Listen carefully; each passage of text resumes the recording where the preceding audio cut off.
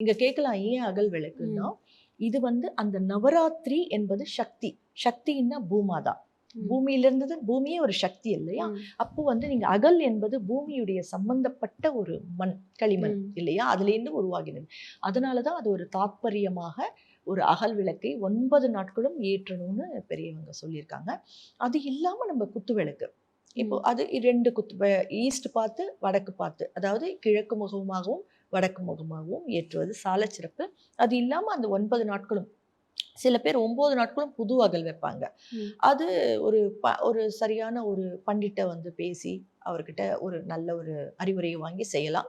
But சில பேர் அந்த 9 நாட்கள் இப்ப நான்லாம் 9 நாட்களும் அதே அகல் விளக்கு, பெரிய அகல் விளக்கு, அதுவே பார்த்து பார்த்து அது அப்படியே ஜோதி ஒளிர்ந்து கொண்டே இருக்கும் 9 நாட்களும். 2 விளக்குல அகல் விளக்கு தான் சிறந்ததுன்னு சொல்றீங்களா?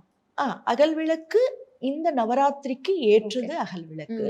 அது இல்லாத செல்வ வளம் தருவதற்கானது அந்த வெள்ளியோ, பித்தளையோ, எதுல முடியுமோ அந்த தாமிரத்திலேயோ, எதுலயோ ஒரு குத்து விளக்கு. அதுவும் சாலச் சிறந்தது.